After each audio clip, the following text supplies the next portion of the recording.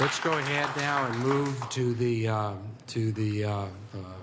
public safety APD contract items, numbers 53 and 54. Oh, good, good. What about the champions? I'm sorry? Champions was a time certain of 2 o'clock. We're both going to do this. We're going to let the chief get to his son's lacrosse game since we made him miss the last 2. So.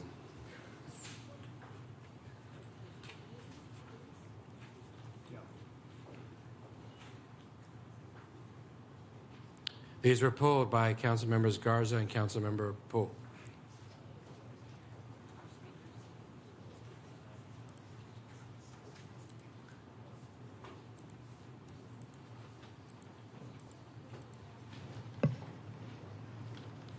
Mayor?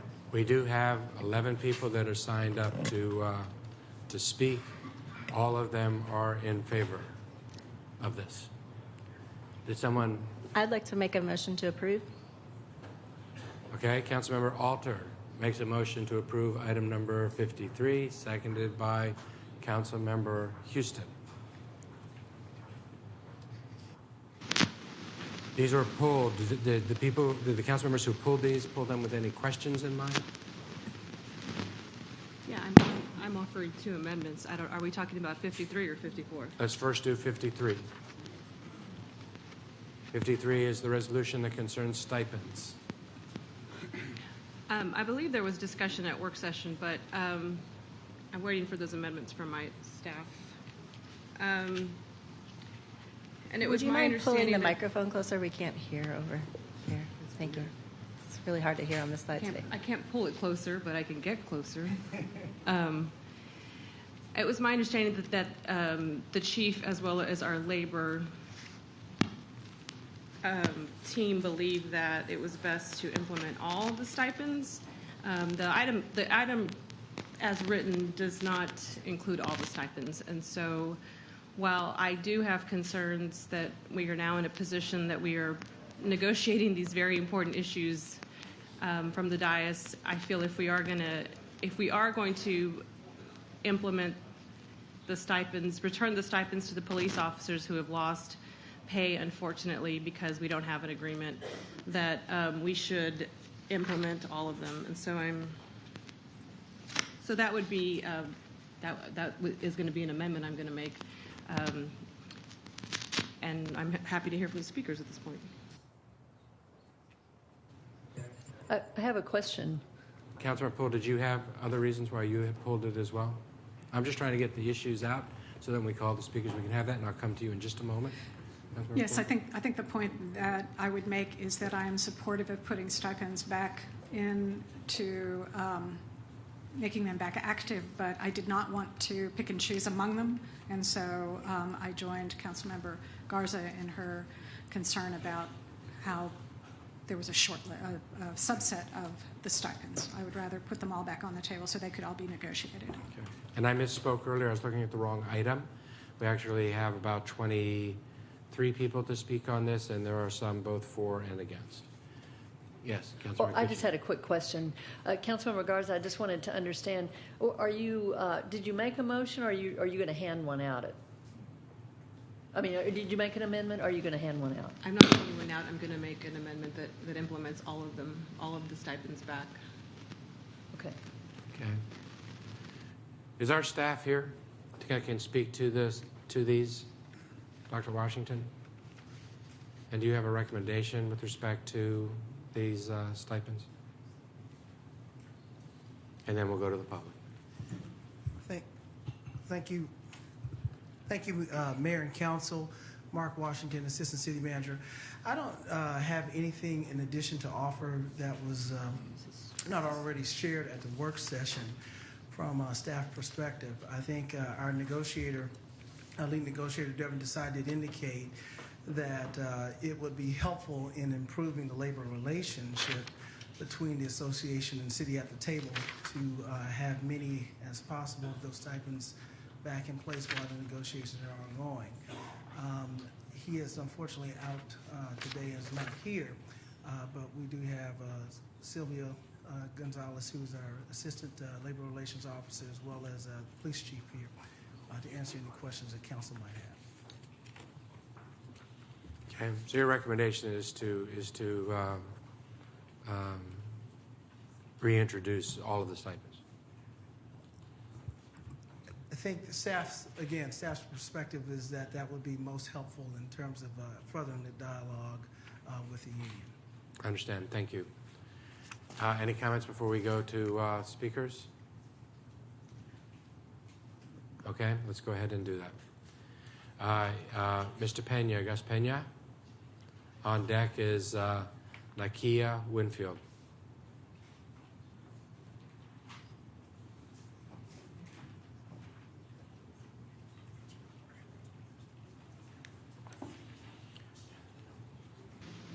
And Mayor, I'm just curious, are we considering 53 and 54 at the same time? Is that, It was my intent to call up the one that was stipends first. Okay. Is that 54 or 53? 53? I was just making 53. So 53 is the one that's called up in front of us. Please. Good afternoon, Mayor, Council members. Gus Pena. I'm a former federal investigator with the IRS, still carry my ID. Cross-country prisoner escort with the federal government also. I want to say this, I'm supportive of 53. I just don't just blanket endorse anything. I look at everything very well. I would like to say that, we, my organization, and others value law enforcement. We thank them because they put their lives on the line. But one thing I've told every officer that I know, and I know Box, I know Romero, I've known the legend Robert Martinez, may rest in peace. All the other good officers have retired, and they all agreed with me when we had a neighborhood officer stationed in different neighborhoods. We worked closely with the community. We gathered their and gained their trust. And I just want to say, there are some issues that need to be corrected, but we can correct it. But I also want to say I support law enforcement. I don't just blanket support anything. But we have some good officers out there. I met a couple of officers last week who were rude, disrespectful until I showed them my IDs. Then they straightened out. The issue is it has to be in and for the best interest of the public, but also in the best interest of the safety, well-being of the officers also. I know a lot of good officers. I continue to support them. I will not support the bad officers. And like I said, we need to look into a police chief ASAP. We need somebody on board, okay? And what I'm saying is, I'm going to support this, and you're gonna take 54 different, apart, right?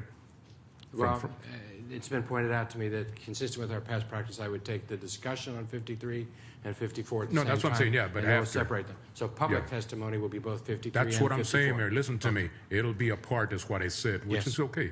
Yes. Listen to what I have to say. So anyway, I'm supportive, and I want the police chief, the interim, to have some classes from the community. That's what we had back then when we had Chief Nee, Frank Dyson, Elizabeth Watson, all of those. I remember all those even way back to 1959 when I was stopped by the chief himself, said, "Wetback, you don't cross East Avenue." And I had the mayor go over there and say, you respect this man. You're not going to take him and arrest him. I can have my wife come over here because she heard it from my mom before she passed away. So, I support them. That's why I remain in law enforcement. So anyway, Mayor, I support them, and let's just have a good discussion. And I want the police department to be courteous, help the community, but also want the community to support our good officers. There's a lot of good ones out there. There might be a 10% that's not good, I have no use for, but the majority part of them are good. And I support them 100%. Thank you. Thank you. Continuing on, this is public testimony on both items 53 and 54. The next speaker that we have is Nakia Winfield.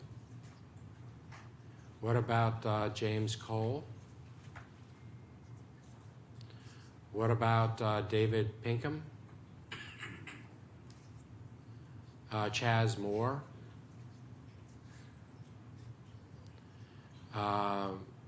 Albino Cardenas, come on down. Christy Estran is on deck. Is Christy Estran here? No?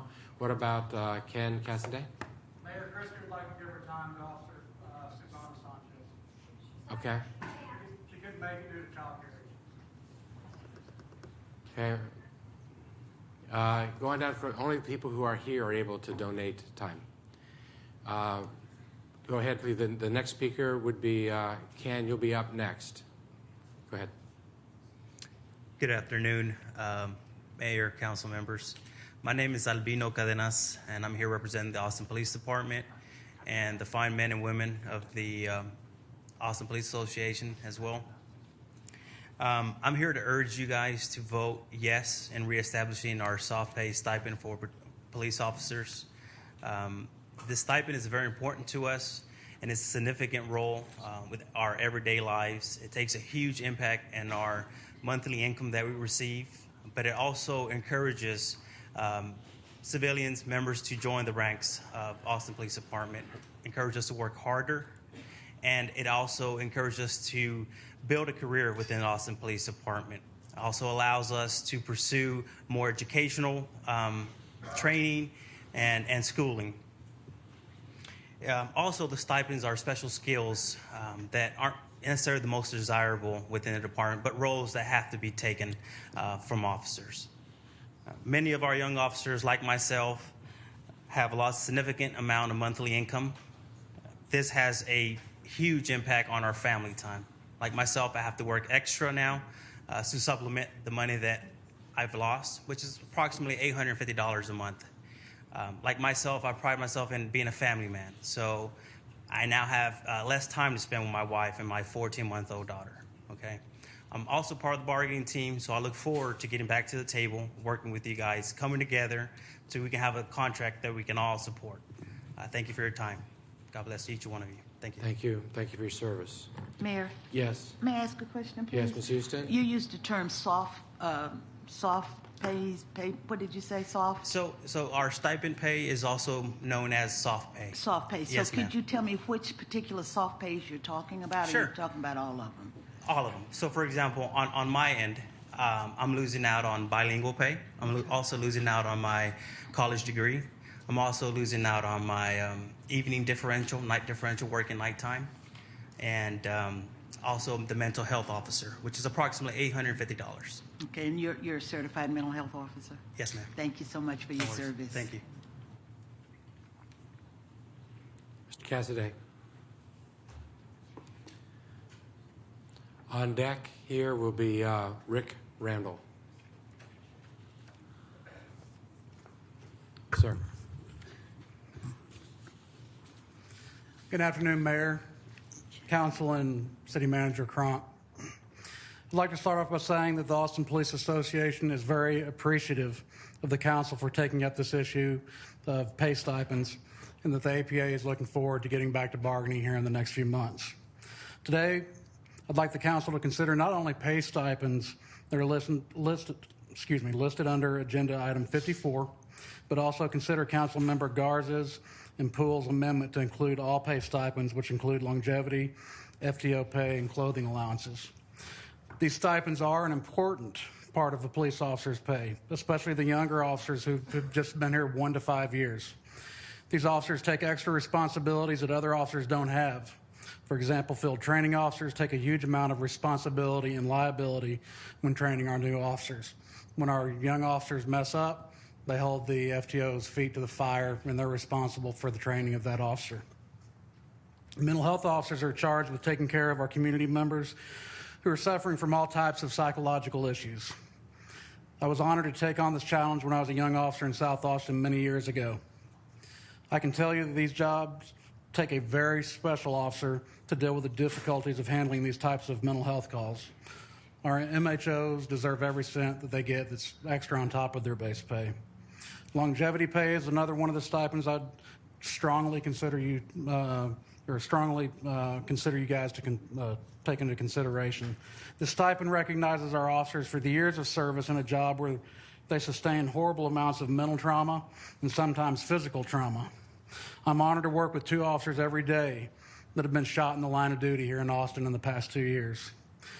It took so much courage for them to come back to work after being shot and being able to put that uniform back on. Just a few weeks ago, I was working with some of our officers who recently dealt with a child after her entire family was killed in a car accident in, I believe, Miss Alter's district. These officers sustained an unbearable amount of psychological trauma, and they most likely will suffer from some type of PTSD for the rest of their lives.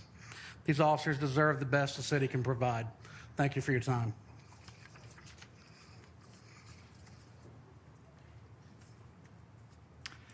Mayor Adler, council members, Manager Cronk, good afternoon. I am Rick Randall, and as many of you may remember from your inauguration, I'm the senior chaplain with the Austin Police Department. It's been my privilege to serve the men and women of APD for more than 18 years. They are, without a doubt, the most honorable and dedicated group of people I have ever worked with. I'm here today to urge you to approve and restore some of the so-called soft pay items that have been lost due to a lack of contract. As I will explain, these issues have a disproportionate impact on our newest and therefore lowest paid officers. But if I may, I'd first like to give you a few facts to consider in your thinking when it comes to what these men and women do every day. You're all aware that law enforcement is a difficult job. People call 911 when they're experiencing some of the worst moments of their lives.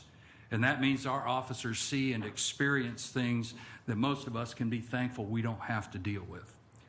Whether it is arresting a father who has sexually assaulted to death his 7-month-old, cutting down a 13-year-old suicide victim, or working the scene of a mangled fatality caused by a drunk driver, these are all part of a day's work. And what's the result of doing this for an entire career? Police officers have the highest incidence of diabetes, hypertension, and heart disease of any profession in the country. They have a divorce rate of nearly 80%. They have a 300% greater chance of having a problem with alcohol than the average person in our population. They have a suicide rate that is 4th or 5th of professions in the nation. I myself have conducted funeral services for 5 APD officers who have taken their own lives. If they make it to retirement, they have a life expectancy that's 15 years less than you or I. And still they do the job. They keep this city safe enough so that we can talk about the quality of life in Austin, Texas. And they deserve our thanks and our consideration.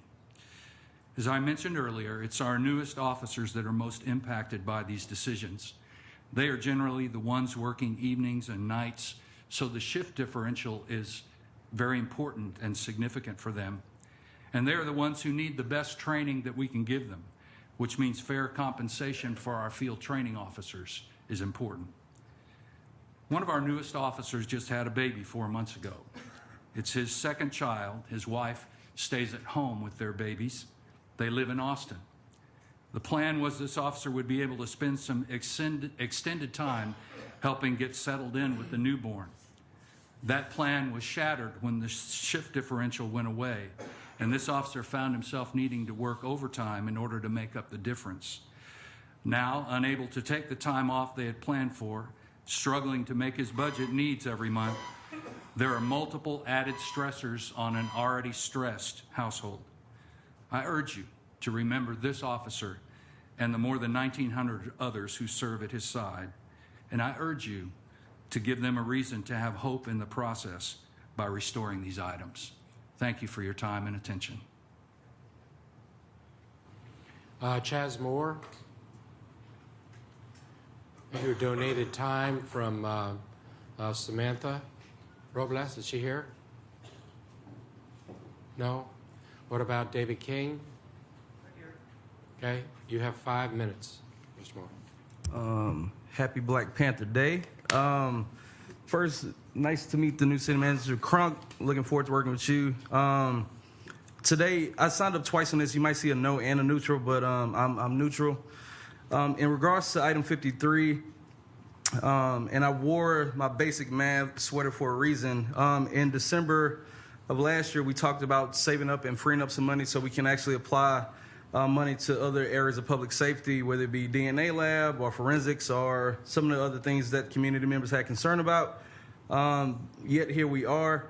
And, you know, my position as the founder and ED of the Austin Justice Coalition and somebody that has worked with the City of Austin Police Department, I think Chief Manley and I have pretty much said it best in the last couple months that we do work well together on this particular issue. We have a professional disagreement, but even with that professional disagreement, I have to look past the badge and the uniform and look at the people that occupy these uniforms, that are the people that protect and serve our streets. So, I'm not fully opposed, although I still have to state on record that I do think some of this money can be put to better in other forms of public safety. I'm not opposed to this money going back to ensure that the cops that are doing, our peace officers that are doing their job are happy in their job. However, I do want to challenge one thing that sticks out to me in the pay stipends that they want back is the court time. As an officer, if you have to give somebody a ticket and take them to court, I think that falls in the guidelines of work. I'm all for bilingual pay. I'm all for the differential pay. I'm for it slightly. But some things like the court pay where they get paid 4 times and have overtime for doing something that is essentially part of the job is something that I can't fully grasp and understand. And when it comes to 54, I would really like some clarification on that, because if it's reading that City Council is going to reinstate the old contract, that is something that I am against. But if 54 is just stating that we're going to go back to the table and we would like the city and the union to come up with a new contract, I'm for that. And I just want to reiterate that AJC, along with our community groups and community members, we still have those lists of 8 recommendations that hopefully this time around that the council will be more engaged with these negotiation meetings. And we hope that these 8 recommendations that are very practical and pragmatic are at least part of a serious conversation moving forward with the union and with the city negotiating. And, I would be remiss not to add this on the record. I would even like to maybe propose that maybe we can have a community stakeholder process as a part of the negotiating, part of the negotiations. So that way the community doesn't have to sit here and use the city negotiators as a liaison. We can just be at the table with both the city and the union. So that's my stance. Okay, thank you very much. All right. Thank you. Is Kathy Mitchell here? And what about Robin Schneider on deck? Excuse me, Mayor? And Kathy Mitchell, I'm sorry? Can I just ask a question? Whose amendment was this one that says number 54 at the top? I think that was Councilmember Garza's. Okay, thank you. Amendment on 54. Thank you. Sorry, time. Ms. Mitchell, you have time donated from Roy Whaley. Is Roy in here?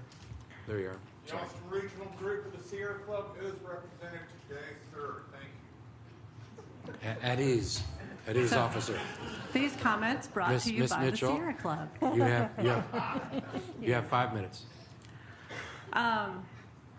So I wanted to preface this by saying that I'm neutral on the items as I read them. I am a little disturbed that the package that I thought was sort of an understood, middle ground might be moved to something larger. So if I have time at the end, I'll maybe come back to that. But I wanted to highlight one item in my comments today, and really the goal is to show how important it is that we actually look at this stuff. As we all know, the criminal justice system is rife with incentives that have taken together helped bring us an era in which crime is at an all-time low, but the intrusion of the criminal justice system into the lives of ordinary people is at all-time highs. We all know the big disconnects. Police can make arrests on minor charges because the city and the officer don't pay for the cost of the jail of that person. That cost is shifted to the county. Magistrates can send somebody to prison for a third strike theft, no matter how small, because that cost is shifted to the state.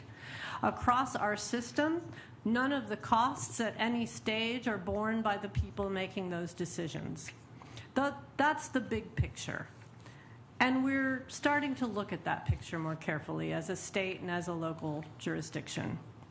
But we also need to pay attention to the small incentives. A recent Texas Court of Criminal Appeals case highlights the need to audit Austin's very generous court time benefit. I want to read you a quote from that case. Now remember, this is Houston. It is common knowledge among lawyers in Harris County who regularly handle DWI cases that during Lindsay's, this is a particular officer, during Lindsay's tenure on the DWI task force, that he arrested many people in affluent parts of Southwest Houston, regardless of how well they performed the field sobriety tests or how sober they appeared to be on videotape, so he could obtain overtime pay for appearing in court pursuant to a subpoena to testify at their trials. Competent defense lawyers made Public Information Act requests to HPD to obtain his payroll records before they tried DWI cases because they knew that he would go to trial and he would receive overtime pay for appearing in court to testify. That, for this reason, he gave no driver the benefit of the doubt on the scene, that in effect he received 3 days of pay for appearing at a 2-day trial, that he received the money even if the defendant were acquitted. Houston's court time benefit is not as generous as ours. Why in the world do we have a benefit, or why are we even describing it as a benefit when it is an incentive for officers to be in court? Why would officers need an incentive to be in court? Officers are doing that as part of their job. Creating this kind of an incentive can, for some officers, create misconduct. When we have a systemic problem, we need to address it with a systemic solution. We need to stop framing this one as a benefits issue and start looking at it as part of our wrong incentive system. We already know that Travis County is among those who have too many arrests on minor charges. Do we know whether arrests on Class Cs are disproportionately made by officers who are collecting more court time? Do we know the case dismissal rates for officers who may be collecting a disproportionate amount of that court time? Are there officers who are going to court routinely and their cases are dismissed? How long has it been since we audited this particular process? This is not a problem that's unique to Houston. This is a problem that's occurred and emerged all over the country. In Chicago, in 2016, 10 officers were identified as earning significant overtime, and in one of them, and this was just from a news story, was due to the extension of his shift resulting from arrests that took place near the time he was due to clock out and the court appearances, which always resulted in additional overtime. This has been happening in Boston, and it's been happening for a long time. This is a known problem with this benefit. This goes all the way back to one of the earlier ones I found was Miami in 1997, where it was the Collars for Dollars scandal. Abuses have been identified more recently in Worcester, Massachusetts, Montgomery County, Maryland, and many other places. Instead of just re-upping something because we've always done it that way, in this particular case, I ask that we take a closer look. Thank you. Thank you. After Ms. Schneider, the next speaker will be Chris Harris. Is he here? Mr. Harris? Okay. Go ahead. I agree with what Kathy Mitchell said. APA voted 85% in support of the proposed contract that came before you in December that you rejected unanimously. And then 92% of the APA officers voted to walk away from the negotiations, an even greater percentage than the ones that wanted the contract.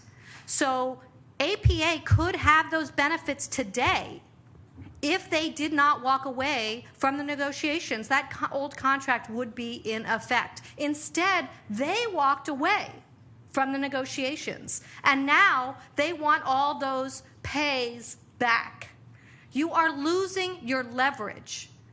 And frankly, I think you're betraying those of us who came before you to demand accountability, because now you're voting for benefits with no accountability provisions. That's not what we wanted when we were here for hours in December.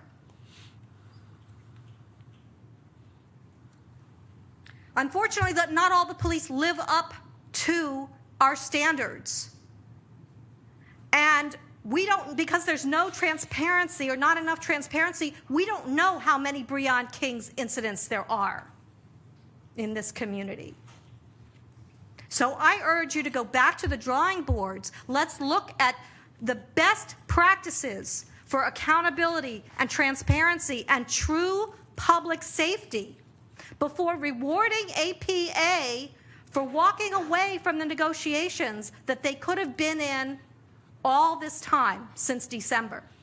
You're losing your leverage and you're undercutting the community support for accountability and transparency.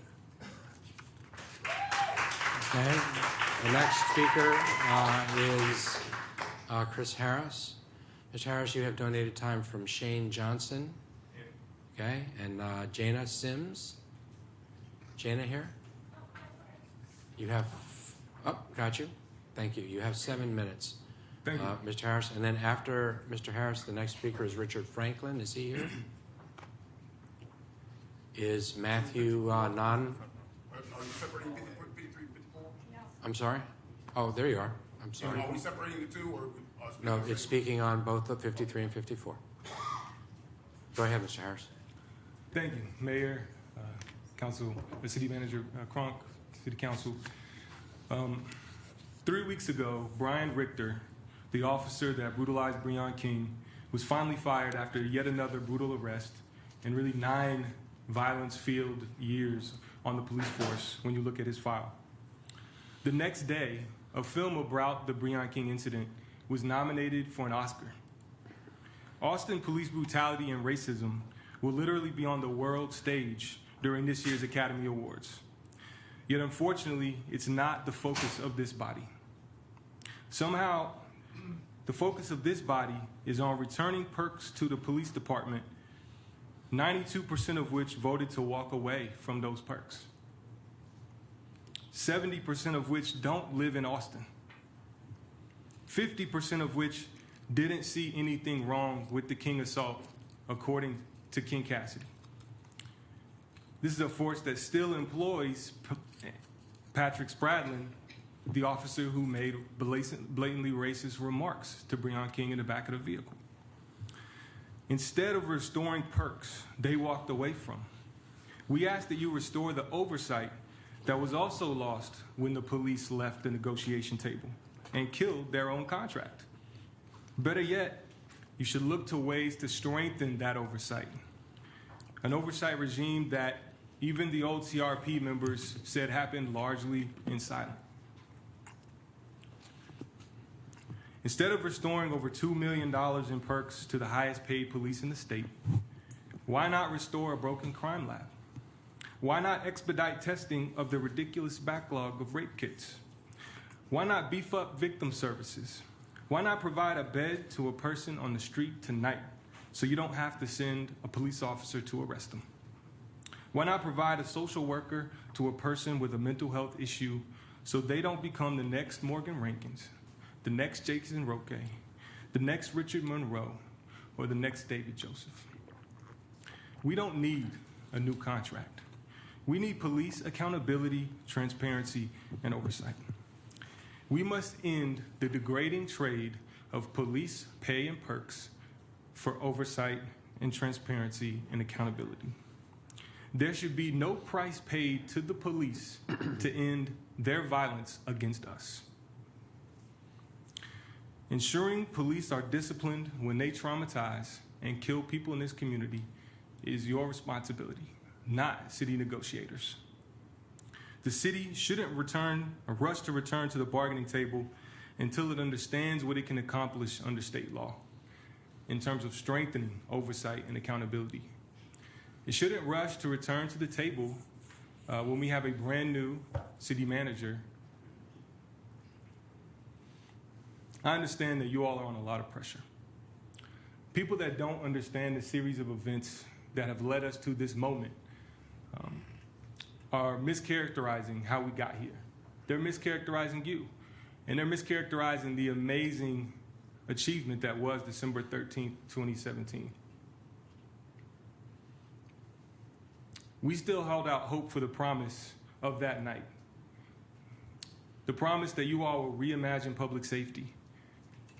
The promise that we will look to ways to reduce public safety issues that result in the need for police before they're called, so that we reduce instances that turn into traumatic events. We still hold out hope that you all will take advantage of this opportunity that you've been given to make this the most transparent and accountable police force in the country. Thank you so much for your time. Thank you. After Mr. Franklin speaks, then the next speaker will be Matthew Nonweiler. Is Matthew Nonweiler here? It's Okay. throw away that other one. Mr. Franklin, you're up next. You're now. Mayor. Either side. Mayor, Yes. I'm passing out, that was the wrong amendment, so you can throw away your 54 sheet and replace it with this one I'm passing out. Okay. Somebody left the bag. Mr. Franklin is up first. You'll speak first, and then on deck will be Mr. Nonweiler. Good afternoon. I'm of the mindset that we've talked about community policing within the context of what we're doing here and the budget. When you start passing out the money the next time around and within negotiations, I'm sure we're eventually going to come to some kind of agreement. But I like to have some thought processes as you look at how you spend money to make sure that we have a safer, more secure, more prosperous community. 10 years ago, I went to Chief Acevedo and told him I was hoping that we could get you to have the beat officers read to our kids when they were, 3, 4, 5 years old in the daycares, pre-K, and schools, so that they would be part of the community as opposed to occupying forces. I was sent into the process, and nothing ever came of it. I'd still like that be considered as part of the process of what we're talking about now. Police officers who are on the beat need to be part of the community, actually doing something where, and I looked at the long-term process of saying that was 10 years ago. Those 3, 4, and 5 years old that we're talking about now would now be 13, 14, and 15, and those same officers will be talking to kids that now know them. They're part of the community, and so are the kids. And then you see me differently. At the same time, I'm from Detroit.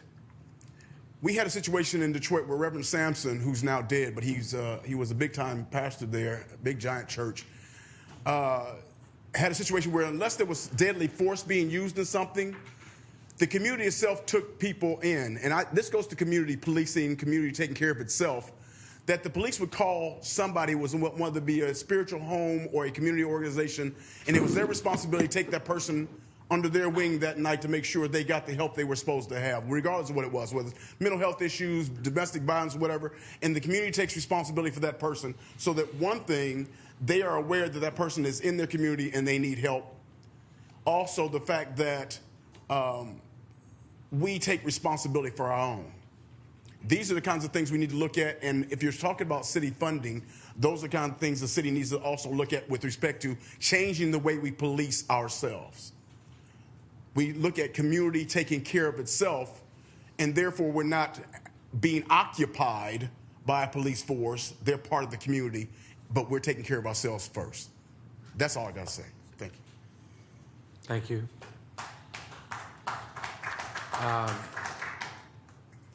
After Mr. Neinweiler, then Latosha Taylor, you'll be up next. Go ahead, sir. Good afternoon. My name is Matthew Nonweiler. I'm an officer with the Austin Police Department, have been since December 2014. Prior to that, I was a member of the United States Army for 7 years. And I tell you that because my military experience taught me how to accomplish missions, which is just another fancy way of saying solving problems. And the problem that the city of Austin has right now is that its police force is operating under Government Code Chapter 143. Why is this a problem? Because it does not afford the police department the ability to tailor its resources to the needs and demands of the community. So what is the solution? The solution is not allocating blame. That does not progress any substantive solution. The solution is going back to the negotiation table. And the Austin Police Union has already reassembled its team and made known to the City of Austin their intent to do that.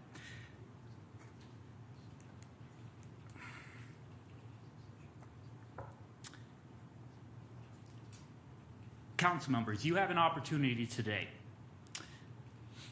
you can send the message by reinstating the officer's soft pay, which has already been budgeted for, which has already been allocated. You do not have to take it from anywhere else in the budget. And you can say, we will give it to the officers, not for an indefinite period, for maybe to the end of the fiscal year, maybe while negotiations occur, maybe on an interim basis, dependent on progress of contract negotiations. And what that will show is that you have a vested interest in public safety, in your officers.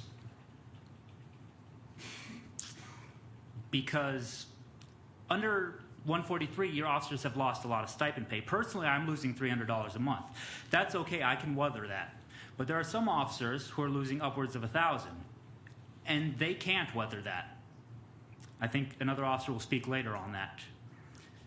So if you extend this olive branch and say, through no fault of the officers, we're going to give them their money back for a temporary period while we negotiate. You're sending the message to your officers, the very same officers that you're going to have to renegotiate this contract with. The only process by which a substantive solution will come about, that we respect you and we actually care about public safety. You'll be sending that same message to the business community. And I fear that if you don't do that, you will be handicapping the only process by which a long-term solution will come before it even begins. Thank you.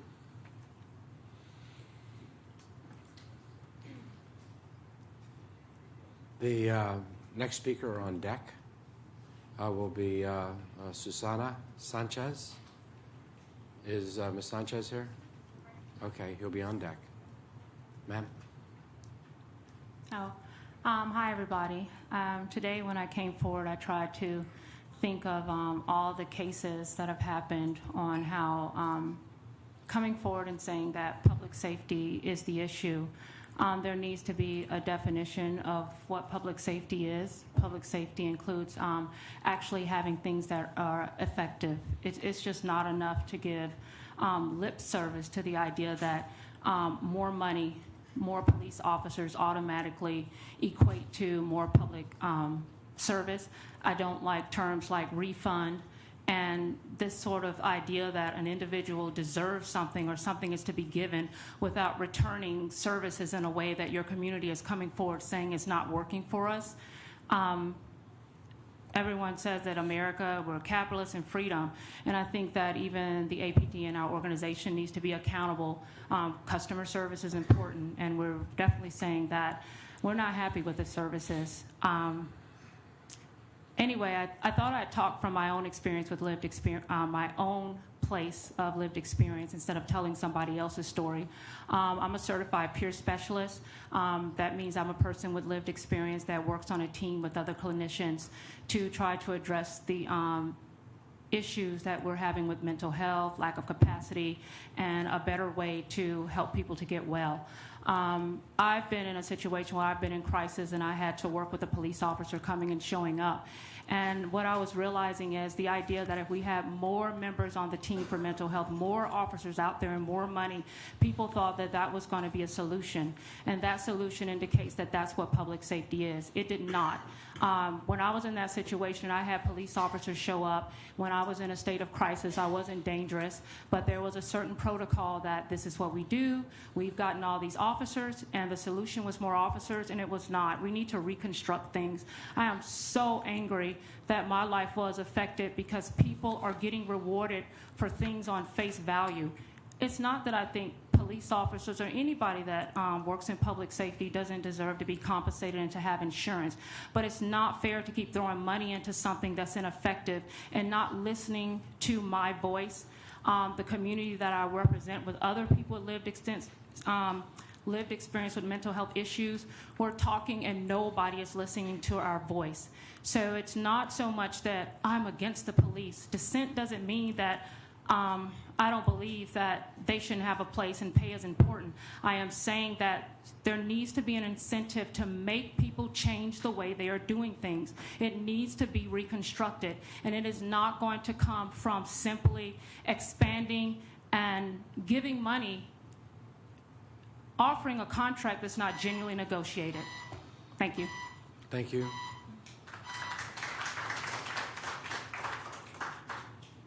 Is Trey Salinas here? Yes. Okay, you'll have 5 minutes. Sure. And then on deck is Trey Kent. Yes. Okay, you'll be up next. Please proceed. Good afternoon, Council. Thank you for placing these specific items on your list. My name is Susanna Sanchez, and I am a 3-year police officer at Austin PD. I was asked to come and speak today on behalf of evening and night shift officers in the city about having all of their soft pay incentives reinstated. Let me tell you a little bit about myself. I graduated from UT Austin with honors in the fields of international relations and business administration. During this time, I also worked faithfully as an intern at the Federal Bureau of Investigation, and upon graduating was offered 2 jobs at the FBI as well as other jobs with intelligence agencies. Working in the U.S. intelligence community was my dream for a long time, and turning down those positions was one of the hardest decisions I've ever made. But it was well worth it because I believe that at APD, I could help to protect the city that had given me so much as a student, and at the same time, my skills and education would be appreciated. Like many officers whose backgrounds are not exclusively military, I believe that Austin PD was a progressive organization that looked to foster a police body representative of its population. So I made my choice, turning down a quick path into a U.S. government career and choosing to don a uniform and patrol the city that I have come to love. Similar to mine are the stories of individuals whose lives have taken them on a path of police work after becoming proficient in traditionally well-paid careers. These include doctors, engineers, artists, and business professionals, all people who serve alongside U.S. veterans. We believe and serve proudly, and we think that there's no price that one can place on the satisfaction we get from being the protectors of abused children, trafficked teenagers, and victims of violent crimes, even at the cost of our own mental health, morale, and lives, as demonstrated by the past 7 line-of-duty deaths in this country in the past 10 days. However, Austin is not the only place that a person with our particular calling can do this job. Incentives that drove people to apply here in the thousands are now lacking and affecting both recruiting and existing officers in their personal lives as well as their work lives. The end result is that the city as a whole is feeling the pressure. Evening and night shift officers in particular are suffering from a shortage of almost $1,000 a month, depending on how many skills they are individually qualified for.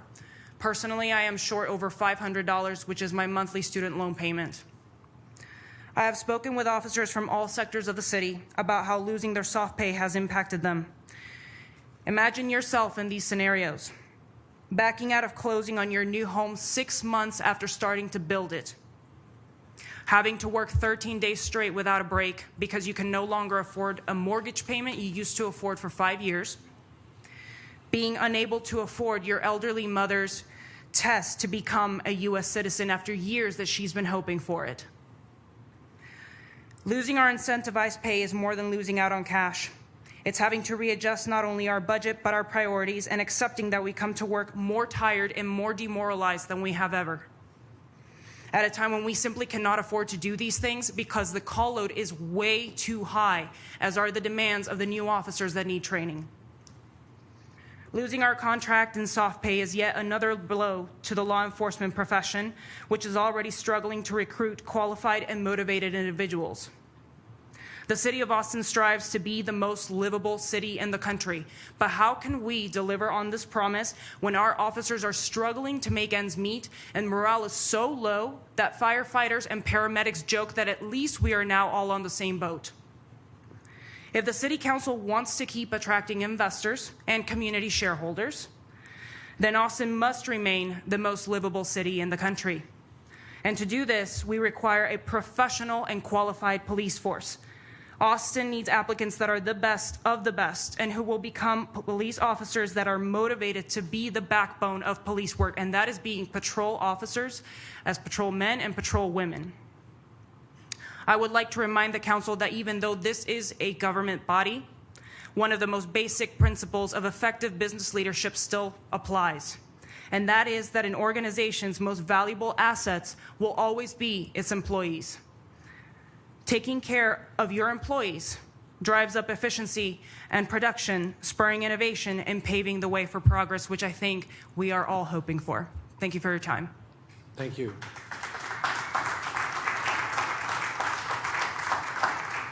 After Mr. Kent speaks, then Mark Greiner is on deck. Is Mr. Greiner here? Yes. You'll be on deck. Please proceed. I'm Trey Kent. I pastor Northwest Fellowship in Austin. I've been pastoring here for 25 years. And Council Member Flanagan came to our church some years ago when Chief Acevedo was there. We've had a rich history of involvement with Austin Police Department in incredibly positive ways. We've also been before this council, and I lead a group of 70 churches in the Austin area called the Unceasing Prayer Movement, where churches adopt a day to pray for the welfare and blessing of our city. And this city has been covered in 24/7 prayer for 10 straight years. Night and day, the city is being prayed for. So we're here. I'm here representing not only me, but many in our churches and pastors who have seen the great blessing of working with APD. Austin Police Department has trained pastors, and I'm one of them, to help build a safe environment for our worship area. I know that you know through Sutherland Springs and the things going on in Florida, this is serious business. We need a first-class, trustworthy police department that can help us build that. And APD has sent officers and members to our church to walk through our building to help us build a safe worship environment. And this is the kind of relationship we've had. For 25 straight years, I've been pastoring in the Northwest area. For 25 years, I can't tell you how many involvement I've had with APD, with people that are drunk or homeless or abused or are needing help, and I as a pastor had to get involved. Every single incident has been positive. Recently, we had a man sent up in our service and kind of went crazy in the middle of our service. We couldn't sustain him. We had to get him outside. APD came, and they were absolutely incredible at dealing with this man, diffusing the situation, and helping us figure out how to build a safe work environment. So I want to encourage you as a pastor in this city that our involvement, our experience with APD has been amazingly positive. And I believe as a pastor that we ought to reward and we ought to take care of our first responders and our officers in the highest way.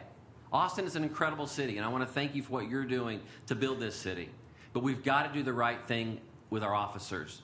We can't, to attract the best, we have to provide the best pay. We all know that many that are in the front lines are underpaid, and we ought to be the best paid city in America for officers. And I want to encourage you, we have an amazing police force. That's from my experience for 25 years in this city. I want to thank you for what you're doing. I want to thank you. I know you're going to do the right thing in taking care of our officers, and I want to thank you in advance for this. Thank you. Thank you.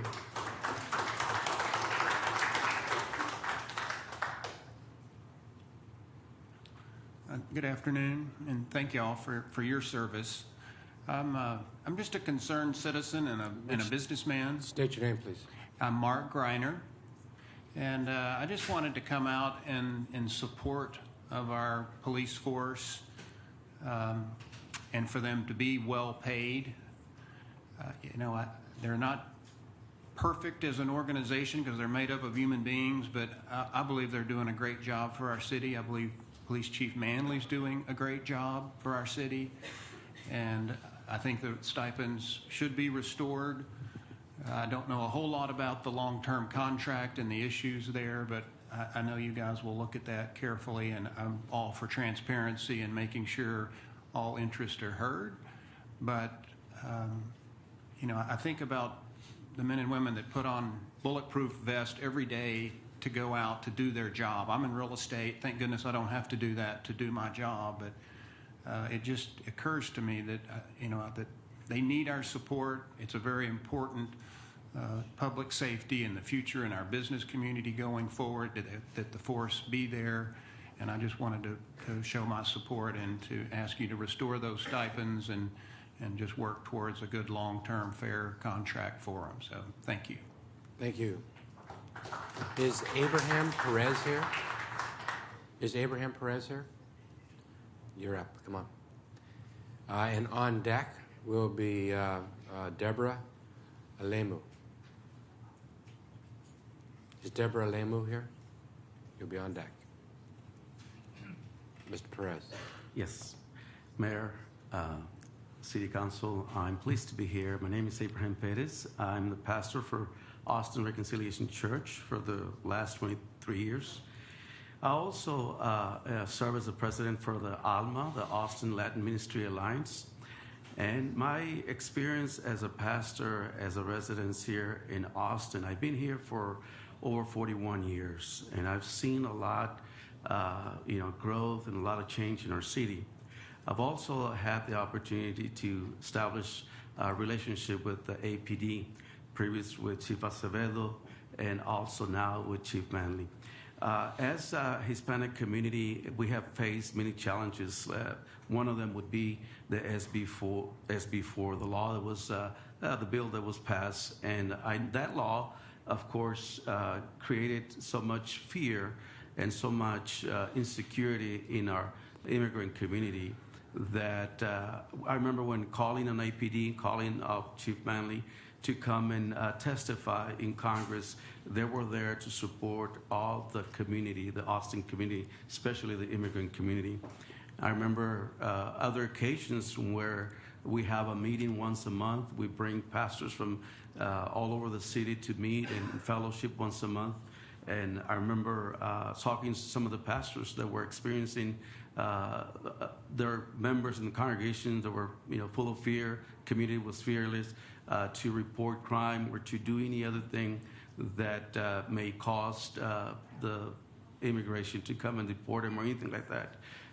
For us to have a safe community and to have a secure community, I remember reaching out to Chief Manley, which he graciously came to talk to all the pastors, to the leaders in the community, to explain the implications of the law and how that impact and affect the families. And so I could say that APD, and especially Chief Manley, it's a man of integrity. It's a man that is that we trust. We trust APD. We can call upon them, and I know that they're going to respond and they're going to take care of the situation, especially for the immigrant community. That's a great deal that we can trust our police department. And so I just want to thank you for taking this and renegotiating the contract. I urge you and I pray that God will give you the wisdom to come with a solution and that pay will be restored to our police officers. And I just want to thank you for the excellent work you're doing, and I encourage you to do the right thing for our community. May God bless you. Thank you very much.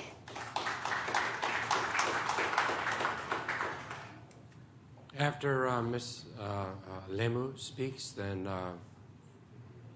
Rebecca Sanchez. Is she here? What about Paula Rojas? Rebecca Sanchez. Sorry? They're here. They're in the hallway. Rebecca's here? Okay. Go ahead. Good afternoon. My name is Deborah. I live in District 1, and I'm a member of Black Sovereign Nation. I'm wholly opposed to items number 53 and 54. Firstly, I want to point out to all of you City Council members and Mayor and City Manager that the shameful behavior to hold this item at an hour, these items at an hour, when the community cannot speak on the matter. You were all present in December when Austin came out in droves to oppose meet and confer process, yet you have caved to the demands of the highest paid police department in Texas, who make 13% more than the national average. Furthermore, your shiftiness of asking Austinites not to show up to testify is despicable. Anytime you silence our voices and discourage public input, you reiterate to us our own power. While we the people may not take up 40% of Austin's budget, and while we may not be demanding $2 million in specialty pay, we know that we are powerful. By passing this resolution, you are all admitting fault for listening to community members back in December.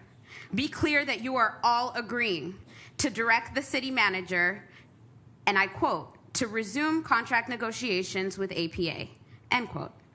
This is in direct opposition to the hundreds of your constituents who told you no. No, no more money for murder. No more money for murderous cops. Be clear that you are upholding a process that has not worked for Austinites since 1997. Meet and confer has not served to permeate the toxic culture of brutality on the at APD, APA, nor has it served to promote accountability, transparency, civilian oversight. It has only resulted in benefits for APD and millions of wasted taxpayer dollars. Be clear that specialty pay did nothing for Morgan Rankins, who was shot 6 times last February by Austin Police Department. The officer who killed her was called to the scene because she was suicidal, and almost 1 year after her murder, Officer B. Rogers has faced no consequences. She was the one that needed mental health services. So where was the special pay then? What did that do for officers? How did that better equip them to deal with Morgan Rankin's mental health episode? It didn't. It led to her death. That's why she's not here to speak today and share my grievance, the grievance of hundreds of people from last December. Lord, for decades, elected officials have stripped funds from actual mental health services. All right, I'm just going to reiterate that members of our community here in Austin, by the names of Sophia King, Daniel Rocha, Larry Jackson Jr., Richard Monroe, David Joseph, Micah Jester, and Morgan Rankins, aren't here and aren't helped because they were murdered by Austin police. And specialty pay did nothing to serve them. And it does nothing to serve hundreds of Austinites, millions of Austinites, day in and day out, who live in fear of police. Thank you very much. And I apologize for mispronouncing your first name when I called you up. Ms. Sanchez is the speaker. And then on deck will be Paula Rojas. Is Ms. Rojas here? She's not. She's not. Is Rachel Manning here? You'll be up next. Go ahead, please. Hi, City Council. My name is Rebecca Sanchez, member of District 3, and also a member of Communities of Color United, folks that have been advocating for the budget for a number of years now about what equity looks like in this city. So I will read an official statement from them and some things on my own, but I do want to reiterate and remind, just as much as Deborah has said, that in December, the conversation was about fiscal responsibility, and I don't know what has changed since then, other than these people showing their hand of power, which is pretty symbolic. That's exactly what we're talking about. Were there more investments into community and health needs? Were there something that we just don't know that has changed in the past couple of months that we should remind ourselves of to feel good about this amount of money going in this direction? Not that I'm aware of, but if there are more things, then I'd love to hear them. So I am disheartened also, again, to reiterate that this conversation is happening at 2:30 today. I get it. This is the day where everybody comes. We try to make as many sacrifices as possible to have these conversations. This is during work hours of folks. The number of people that could have came should this happen later on, and kind of being very strategic about it not happening later on tonight when simultaneously you will vote for the health and livelihood of many Austinites while holding this conversation right now. I think it's pretty symbolic of where the priorities are. As Communities of Color United, a grassroots coalition of people of color, of organizations and individuals for racial justice, we state the following. Since the Austin Police Association walked away from their most recent contract and chose not to pursue negotiations, a surplus of funds that were originally devoted to police bonuses can now be reinvested across the entire community in the form of low-income housing, actually investing in the City of Austin Equity Office and Austin helping out Austin Health and Human Services. Over the last 30 years, at both the national and local levels, governments have dramatically increased their spending on criminalization, policing, and mass incarceration, while drastically cutting investments on basic infrastructure and slowing investment in social safety net programs. Austin has followed the same pattern. I will say it is a lot easier. I come from a really small town in Texas. I like to refer to it as Trumplandia. It is a lot easier to have conversations with people in Trumplandia because we know exactly where they stand. It is a lot different to have those conversations in this city and what progressiveness looks like for us. Austin has followed the same pattern. The choice to resource punitive systems rather than to support stabilizing and nourishing ones does not make communities safer. Instead, study after study shows that a living wage, access to holistic health services and treatment, and stable housing are far more successful in reducing crime than policing is. Thank you. As CCU, our recommendations are aligned with the efforts across the country. You need to go ahead and conclude. Great, thanks. Thank you. Paula Rojas, and then I'm showing Rachel Manning on deck. Ms. Rojas. Okay, good afternoon. My name is Rachel Manning. I live in District 1. I was here on the evening of December 13th when 262 Austin residents gathered here to tell you that specialty pay, overtime, and bonuses are to be given when and only when the Austin Police Department cooperates with the communities of Austin and is accountable and willing to engage in a transparent process. That night was a victory for Austin. It was a victory for you all who voted unanimously. It was the moment where a city government was embarking on a process of imagining what it would look like to engage in community accountability.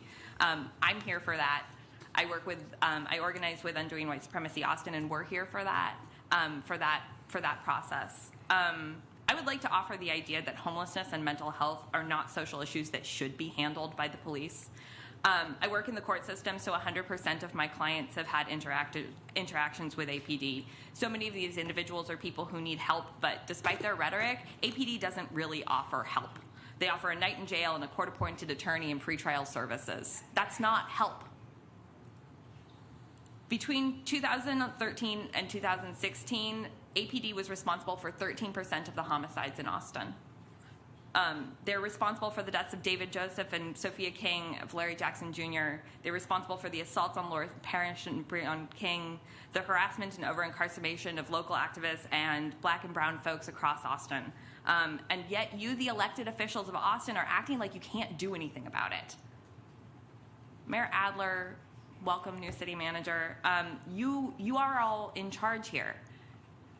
City council, you have the power to stand up to special interests right now who are holding a public service hostage so that they can continue to act with what looks like impunity. You have the power to demand more, and your constituents are asking you to do that.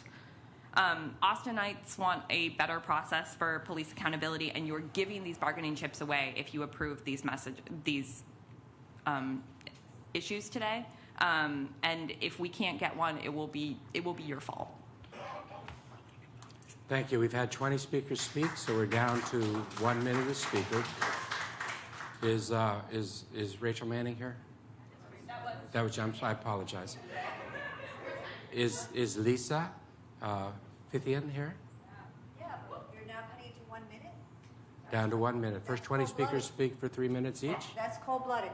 And the next speaker. And it's F-I-T-H-I-N, not Pythian. So, council members, I have 1 minute. I'm from District 5. I was also here on December 13th. I'm very sad to be here today.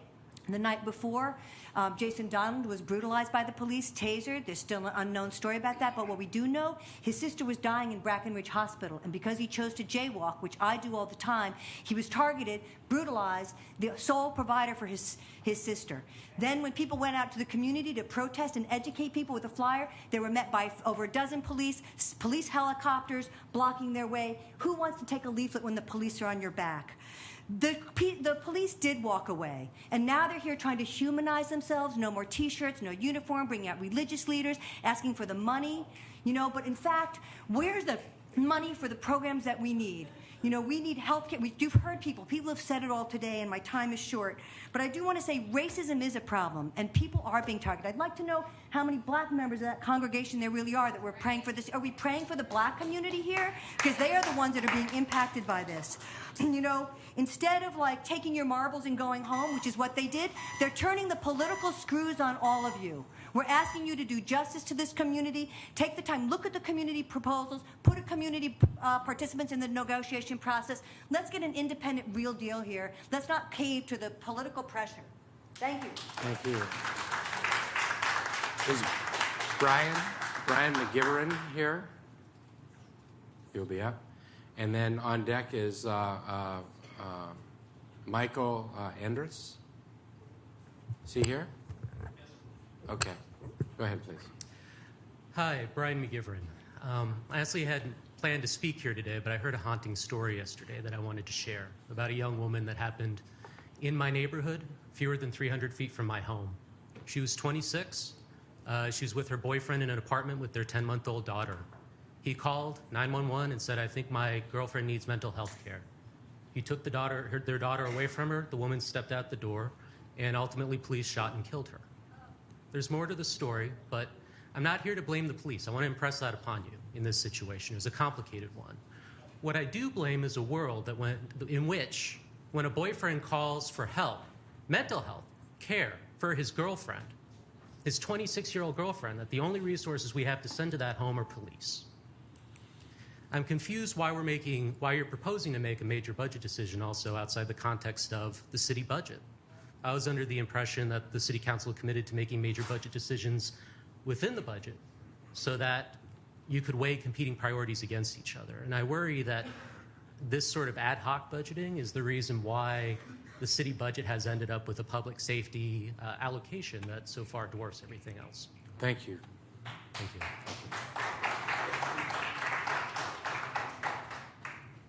Mr. Andrews. Hello, Council.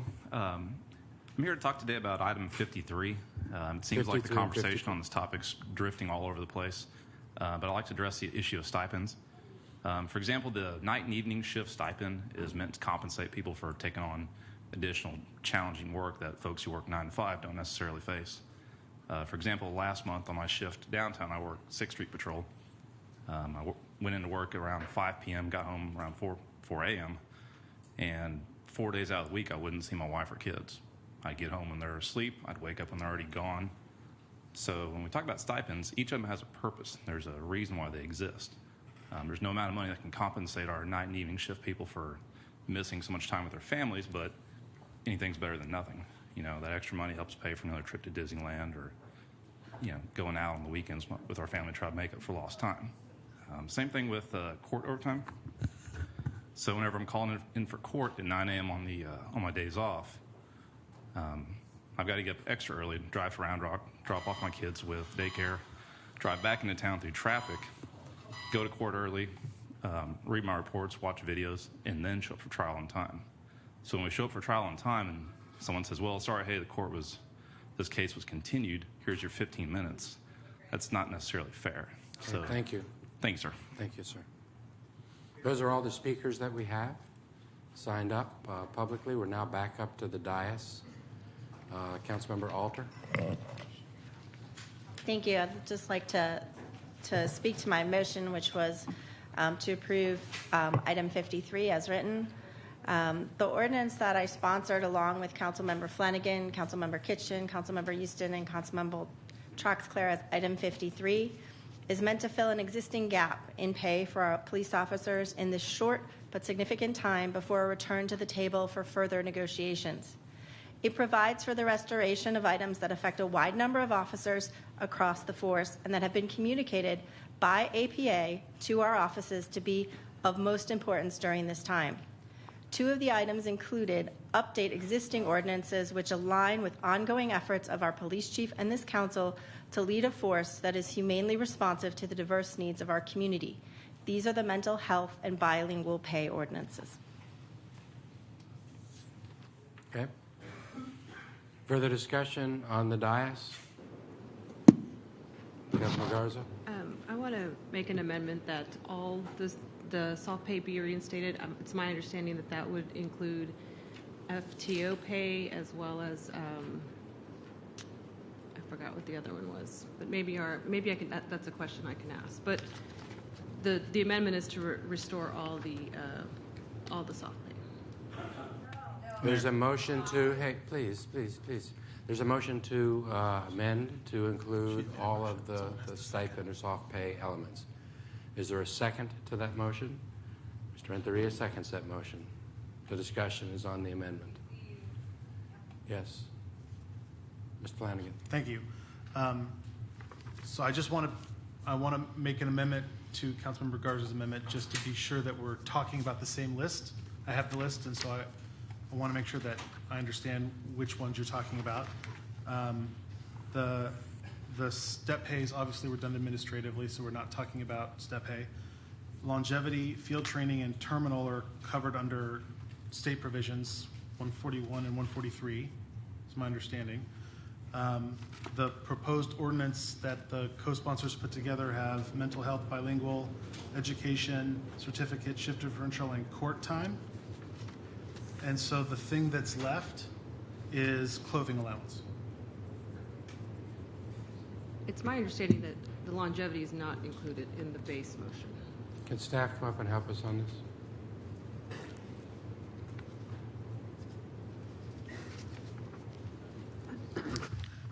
Good afternoon, Mayor, Council, Manager, Brian Manley, Police Chief. Specifically for the longevity, what state law, Texas Government Code 143 allows for is $48 per year up to 25 years. What was included in the meet and confer contract was an amount of $107 per year for 25 years. So what we saw when we fell out of the agreement was a reduction from that $107 per year to an amount of $48 per year. So for clarification, that's the what was allowed in the contract is what I was amending to add. Okay, so your amendment for clarity is those provisions that I listed: longevity, field training, terminal, mental health, bilingual, education, certification, shift differential, and court time as overtime, as was defined in the prior meet and confer, plus the clothing allowance, which is between the price differences, and the one additional item is the difference between the proposed ordinance and your amendment. Yes. Okay. So is that correct? Is the if we were to return to the current or last contract condition on soft issues, that would be adding then the differential for longevity and field training to go from the 48 to the 107? Yes, Mayor, that's one of the items. And then the clothing allowance? Yes. Is there anything else other than those two things? The other thing for consideration would be the field training pay. Currently, what officers would receive under Government Code 143 would be $1 per hour in which they had a field training responsibility.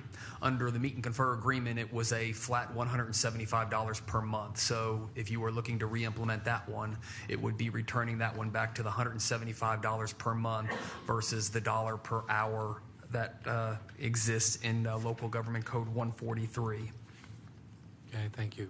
Thank you. So it's those three things: longevity, back up the field training, up, and then the clothing allowance. Those three things are in the amendment. So could you explain to me about the terminal pay in Chapter 141, the difference? So the difference in terminal pay, under Chapter 143, you are entitled to 90 days of terminal pay upon separation. So that equates to 900 hours since the officers work 10-hour shifts. When we were under a meet and confer agreement, that agreement allowed for officers that left under certain standards to receive up to 1,700 hours upon separation. So it's four things. Right. Oh, but I don't think that's one that has been proposed to be put back in today. I thought I asked about terminal pay and soft pay, and I thought all of these things were added. What are the three that are you just recommending those three be included? The longevity, clothing allowance, and the field training? Well, we got to have it bilingual. Mark Washington, Assistant City Manager. When Chief answered Councilmember Houston's question about terminal pay, he was referencing the pay for sick leave upon separation. I think is what he was answering.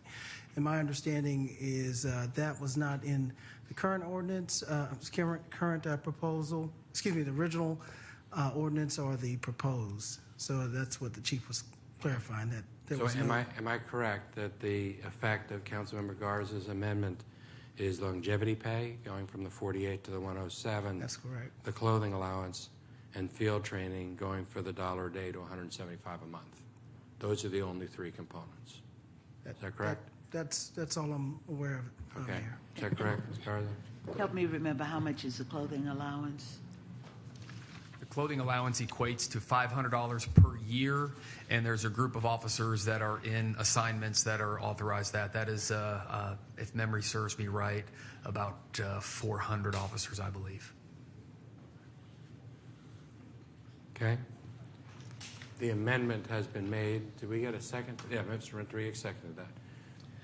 Were you Mr. Mayor, finished, hang on, were you finished, Mr. Flanagan? Yes, I wanted to make sure we were being clear about what the amendment was, or if I was going to have to amend, but it sounds I like don't think you I did. understand your amendment now.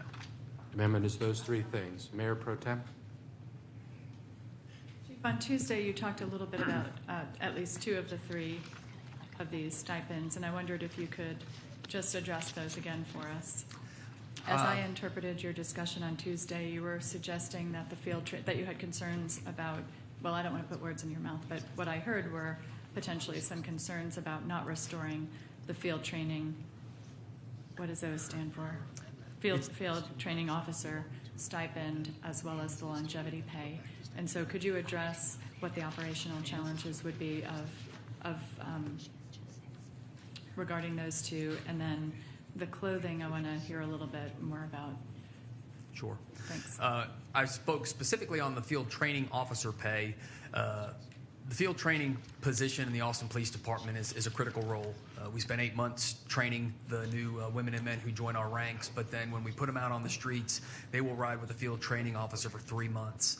And that is when we make sure that they can apply everything that we've taught them during those 8 months of training. And we really want to ensure that we are recruiting the best officers to fill the role of a field training officer. And so although many officers actually do that because they really value being a part of developing these new officers, you know, the reality is that the financial component is always an important factor as well. And so my concern operationally is I don't want to see officers lose their desire to perform this role that is so critical to the success of the department because it's been diminished and not recognized by the way it had been when we were under meet and confer. So my concern, as expressed the other day, was specifically not losing these top quality men and women who fill the ranks of our field training officers so that we ensure that we are training to the best of our abilities. Thank you. Do you have the same operational concerns about longevity pay and the clothing stipend? Longevity pay, I think, is appropriate to recognize the value of an officer's experience that they bring to work with them every day. And so the operational impact would not be such as it was with field training pay, because it's not that they're performing a different duty, but it's a recognition of the value of the experience over their years of service. Specific to the clothing allowance, again, it is a small amount at the $500 per year for those officers that receive it. But these are our officers who will routinely work in a plainclothes assignment. Mostly our detectives, our investigative division, that normally do not report to work in this uniform. And so that's why that stipend was included in the meet and confer agreement. Thanks for that additional info. Ms. Flanagan. So I would like to make an amendment to the amendment to strike or to only add, this is my amendment, to only add the clothing allowance, which would have the practical effect of retaining the statute levels of longevity and field training and terminal and those other elements, all of the other areas which were included in the original ordinance, but just adding clothing allowance.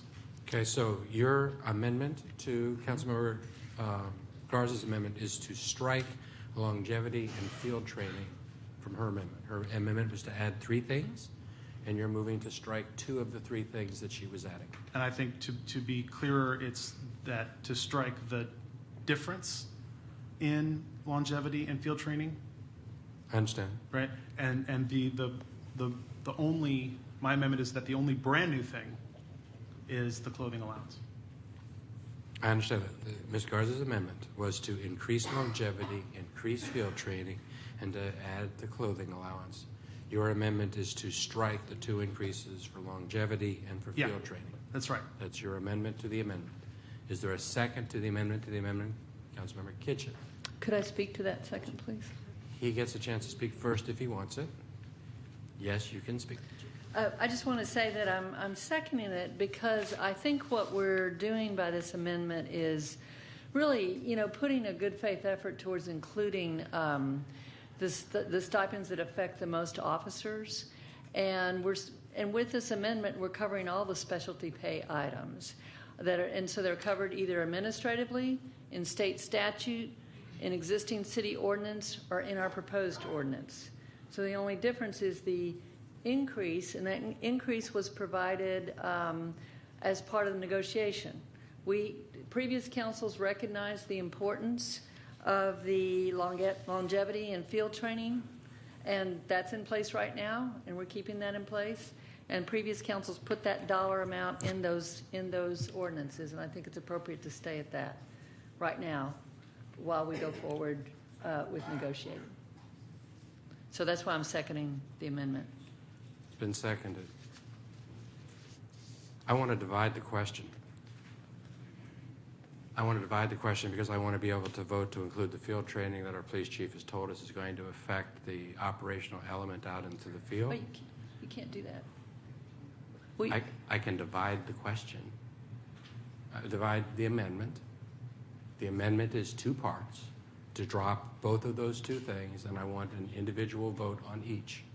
So first we'll vote to strike from the amendment the longevity pay, and then we'll have a vote to strike from the amendment the field training pay. What about adding the clothing allowance? The clothing allowance is not part of the amendment to the amendment. The clothing allowance is part of Ms. Garza's amendment. There hasn't been any effort to strike that. That's still in the base motion. The question is, what do we strike from the amendment? Ms. Garza suggested to add 3.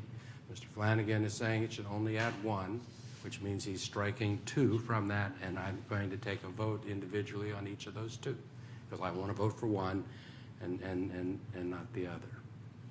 So we're going to take up the longevity pay first. Is there any discussion on whether that should be included in the matter before us? Longevity pay. Mayor, I don't have Councilmember Kitchen, yes. Go ahead. No, you go. I don't have a question about whether it's included. I just have a question about, do the officers still get step pay during this process? Yes. So this is an add-on if we do the longevity? Yes. Okay, thanks. Councilmember, Mayor Pro Tem. Just need to clarify, the vote we're about to take is whether or not, the vote we are about to take is whether we would like to remove longevity pay from Councilmember Garza's amendment. That is correct. Could I clarify? Yes, Ms. Kitchen. I'd like to clarify the effect of the vote that we're about to take is the difference. It's not to remove longevity pay. It's correct. to remove taking it up to $107 from $48. So it's in our ordinance at 48, and so the vote here is 48 versus 107. It's not Correct. no longevity pay. I just want to be really clear on that. The same thing for the field training officer pay. We have field training officer pay in our existing ordinances. We're simply suggesting that it ought to stay at the level that's in the existing ordinances at this point in time, and that if there's going to be any increase, that should be part of the negotiation process, not part of putting it back in place now. Any further discussion on the question of deleting the increase in longevity pay? Councilmember Alter. I just want to point out that all of these can be potentially added back once we have a contract. And this is to get us to the point of having an interim or having a contract. And this is for the period in between. And as soon as they agree to a contract, they may or may not get those back, depending on what is agreed in the contract. Just this is not talking about forever. We're not negotiating a contract here. So to put in perspective what I was saying, and I'll try to do this quickly, because it addresses some of the questions that other people have raised during discussion. When I took the vote that I took in December, I took that vote because I was uncomfortable deciding the question of the increase in pay in a long-term contract without also deciding questions which I thought were part and parcel of the same discussion. Those things included what measure of oversight and accountability, how we would do those. It also included the question of how many officers we would add if we were going to add officers, a question of whether we would move toward greater community policing like in the Matrix report, and what that meant, how we would find that to be, how we would measure success or not success in that question. And we would also talk about the total number of officers. I voted for that because I couldn't see answering any one of those questions, and there was only one in front of us without deciding all of those questions. I then went on the message board right after that with the Mayor Pro Tem, suggesting that as quickly as we could, we should get back to the current status that we were in, the contract that we had, while we would have a longer conversation in the community about those 4 elements, 5 elements, because I think we should set up a process to be able to do that. But I think that while we're waiting to have that longer conversation, and Manager, I hope you help us set up that larger community conversation of all those elements that I think are interrelated. While we were doing that, I think it was important for us to make sure that we were sending the message to the community that those things were interrelated questions. We couldn't decide any of those questions or additional funding. The other element was the additional funding for things like Health and Human Services that would act as a public safety expenditure. We have to consider all those things together. But in the meantime, the goal for me was to try to preserve where we were and do no harm and not cause any prejudice to anybody in this process while we decided those larger questions. In the negotiations that we had, the police department, I think, negotiated fairly. They were in a process. They negotiated to the rules that we set, and the fact that the staff recommended a contract to us that was one that we couldn't accept, and in fact did not accept and postponed unanimously, I think was a failure of how we set up that system. But I'm trying, for me, to get back to the place where we preserve, in essence, the status quo. In that interim contract, I would see us negotiating all of the pay issues. But I differentiate between those things that I think we should continue right now, and those things I would continue right now are those things that impact us operationally. Because I wouldn't want, while we're doing these other steps, to fall off those. So when we asked the issue of the chief, he explained real clearly how the clothing allowance and field training would impact operations as they exist in the field today. The other things seem like pay issues to me, which I hope we get to an interim contract to be able to decide just as quickly as we can, if only on an interim basis. So that's my perspective, and I understand it's just for a period of time, but for me those two things are operational. Which is why I will be voting against the striking of the increase. I will be voting in favor of the striking of the increase in longevity and against the striking of the increase in field training. Further conversation on longevity. The question is, do we increase longevity from 48 to 107? Right now, the amendment says 107. The amendment is to pull that back to current status. Yes. And while the amendment is increased because the base motion refers back to 143, this is not an increase. This is what they were getting paid. This is not giving them more than what they were already getting paid, and it's the same thing we did with EMS, trying to put them in an interim position where they're getting the same. When I hear that people are having a hard time paying for things for their family, I'm very concerned. I know $1,000 a month hit to my family would affect my family, and so it's not an increase. This is just putting them back to where they were. understand that. So the motion in front of us is to not reinstate the meet and greet, $107. Meet and confer, meet and greet. Can't we all get along? The amendment in front of us is to not reinstate the $107 longevity that was in the meet and confer contract. Any further discussion? Councilman Poole. The part of what you said when you were talking about maintaining the level playing field is the part that I think Councilmember Garza and I were trying to go for, which was to have there be no, to put everything back on the table to be considered, that nobody was penalized or jeopardized in any way. So that's the intent and the direction that we were going in. I understand. Ready to take a vote? I have. Ms. Houston? And Councilmember Poole and Garza, I appreciate that, and I'm not a politician, but it seems to me if they get everything back, what's the incentive to go back and negotiate? We're ready to take a vote? Let's take the vote. Those in favor of removing the reinstatement of the meet and confer up to 107 for longevity, please raise your hand. That is Troxclair, Kitchen, Houston, me, Mr. Kassar, Alter, and Flanagan. Those opposed, please raise your hand. It's the balance of the dais.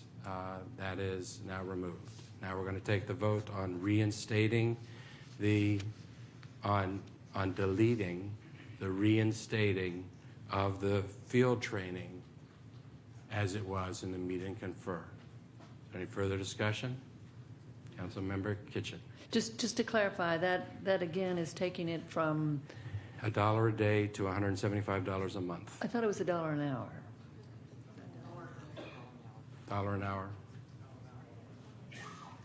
It's $1 per hour during which they're using their FTO skills. And changing that to when now? Back to its original level would be the $175 per month. Okay, so $1 an hour, depending on how much time they spend, we don't know how that gets them close to the 100 and something. Yeah. So we don't know how much difference we're talking about. Correct. If you were to have 4 40-hour weeks in the month, then you're at the 160. Okay, thank you. Okay, take the vote. Those in favor of deleting the increase on field training to what it was in the meet and confer, please raise your hand. Mr. Flanagan, Councilmember Alter, Kassar, Houston, Kitchen, Troxclair. Those opposed, please raise your hand. It's the balance of the dais. That is also not then reinstated. The clothing allowance stays reinstated. So now we are back to, the amendment now is to add in the clothing allowance. Any further discussion on adding in the clothing allowance? Those in favor of adding in the clothing allowance, please raise your hand. Those opposed? Mayor Pro Tem? Mayor, it is unanimous to add in the clothing allowance. We now have the item number 53 in front of us, which is to add back the things that were stated plus the clothing allowance. Councilmember Poole. I have one additional amendment that I wanted to make to the expiration date. Would that be appropriate now? It would be appropriate now on item number 53.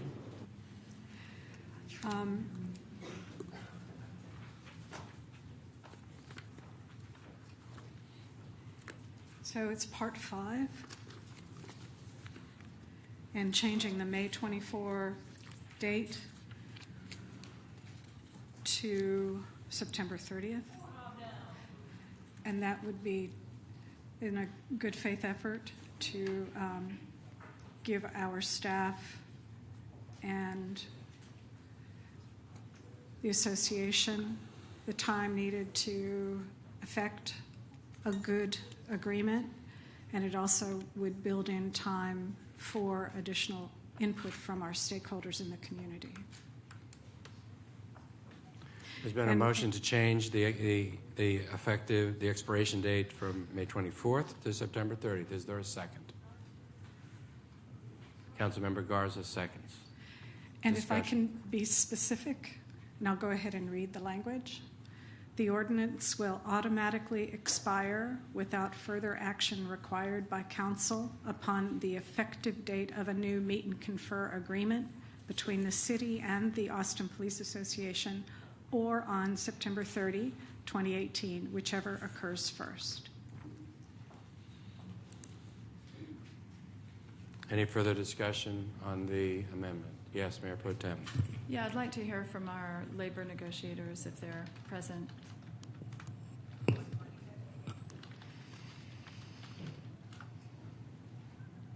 So we had a discussion on Tuesday about how the restoration of the stipends would actually be helpful in terms of the labor negotiations. It's not clear to me how the change of the date factors into this discussion. Mark Washington. I think our intent was to, based on the original expiration date of May, was to meet with the union representatives next week and talk about how much progress we could make prior to the expiration of the ordinance in May. Obviously, giving us more time till September will allow us to come up with more work on the short-term type of arrangement, but we still think that even with it expiring in September, we would need more time for the longer-term issues dealing with oversight. So we would do as much as we can to put back the provisions from the expired agreement from 2013 within this interim period, but we certainly would think even there's been some discussions that a longer-term deal that would require us to put in more provisions on transparency and oversight might take longer than September the 30th.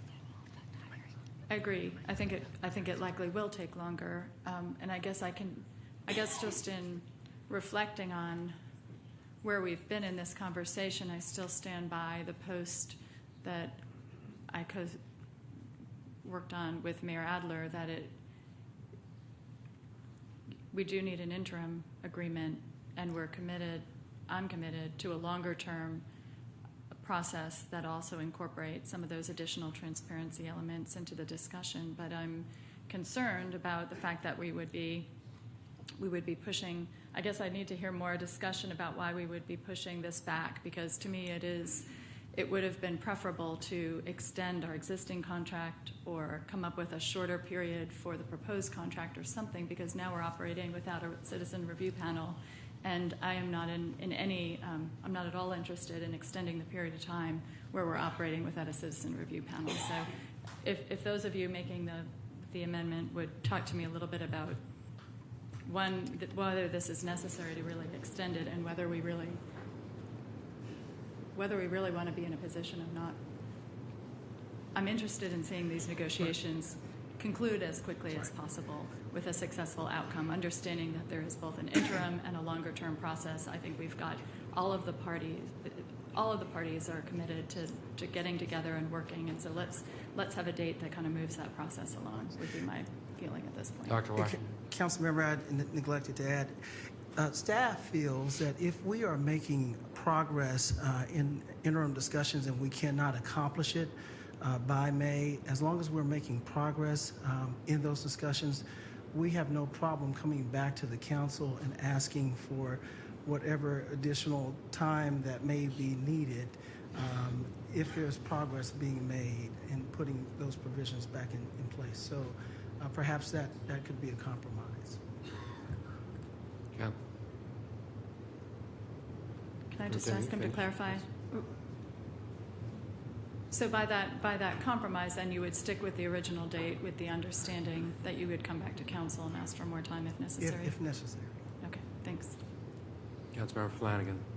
So I prefer the May deadline that's in the existing ordinance, because my own intent, just to speak for myself, is that you get an interim agreement. Now, if other amendments had changed and there were all the pays came back, then I might have had a different perspective. But because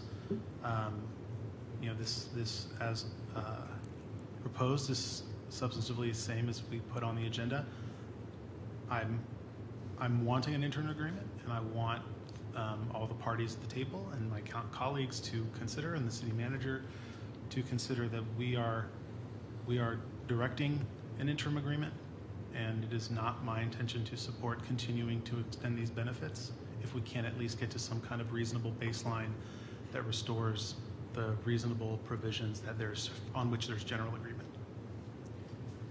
Okay, the amendment in front of us is to extend the time from May to September. Councilmember Alter?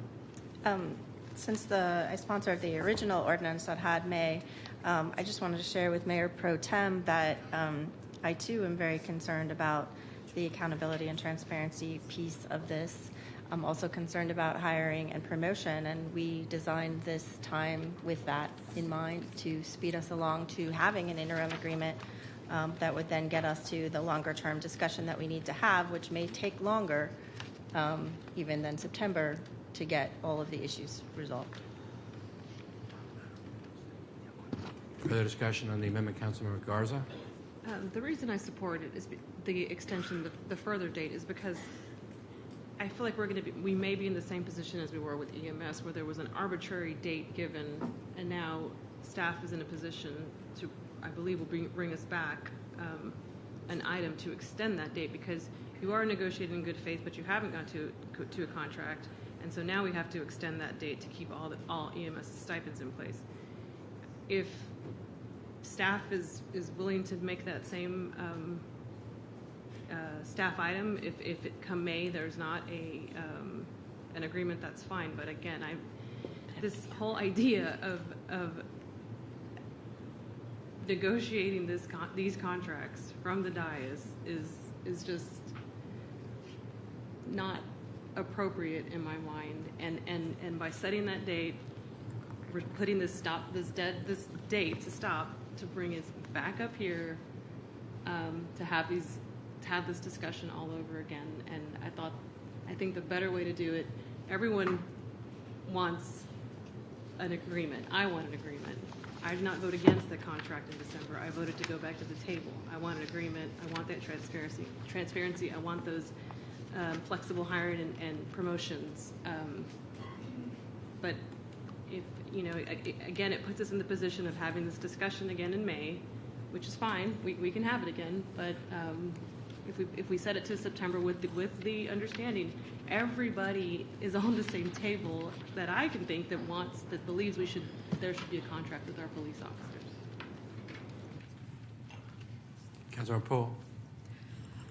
Yeah, and we've had to, on the EMS contract, that had a specific deadline too that has had to move because the conversations are continuing, but they are not complete. And so right. So it's going to be Groundhog Day, possibly in May, and we'll have the same conversation over again. And I want there to be a contract. I had hoped there would be a contract in December. I agree that the negotiating on this contract really is the responsibility of the team that has been put together at the direction of the city manager, and I'm uncomfortable negotiating elements of it from here, which is why I supported putting the stipends back in so that they could continue to be a topic for negotiation. Councilmember Alter. This date will go the way that the date will go, but if we come back again in May and do this all over again, then it will have been more of our time spent when it wouldn't have to be. Councilmember Alter. I just wanted to add to my response to Mayor Pro Tem Tovo that it's my understanding that my staff spoke with APA and they were comfortable with the May deadline at the time that we spoke with them. Okay. Further discussion on the motion to move from May to September. And Mayor, Councilmember Houston, then Councilmember Troxler. I don't think anybody thinks that there will be a contract by May, but this is a good faith effort to move toward a contract with the May date. Okay, Ms. Troxler. Yeah, I'm gonna stick with the May date because I mean, we're just talking about an interim contract. If we don't even have an interim contract until September, we're definitely not going to have a long-term contract until well after that. So, I mean, I think that we need to get the interim contract done as quickly as possible so we can focus on what the long-term contract is going to be. So I hope that by May 24th we can have something that we can move forward. We won't be having this same conversation again. Okay, ready to take a vote? Ms. Kitchen? Oh, I just wanted to say that I agree that I'm going to stick with the May because we need to move as quickly as possible for an interim. We need to take into account getting the hiring in particular back in place. And our staff has let us know that if for some reason this doesn't work, they'll be able to come back to us. But I think everybody that's involved wants to shoot for that May timeline, so I don't see any reason to change that. Okay, Chief, did you want to say something? Just one thing. If you can make this effective on February 18th, if you choose to vote this, that way for payroll purposes, it starts at the beginning of a pay week, and it will make it much less of an administrative issue to re-implement these.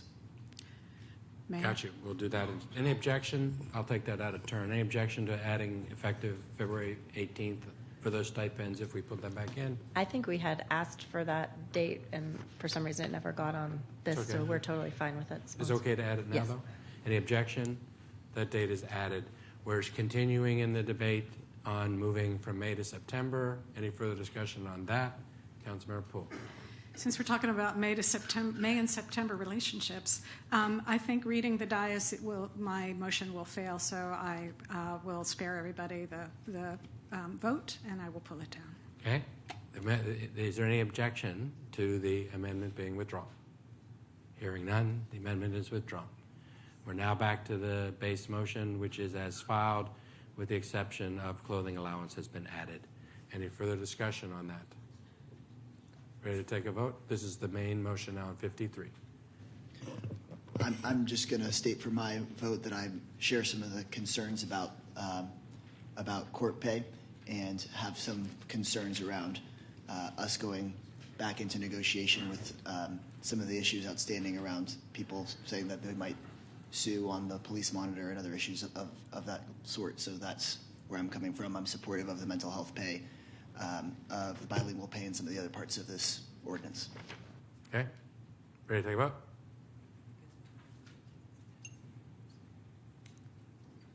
Okay, let's see what the vote is. If it is going to affect on February 18th, then it needs to pass with 8 votes. With 8 votes. Because that would make it an emergency. So is there...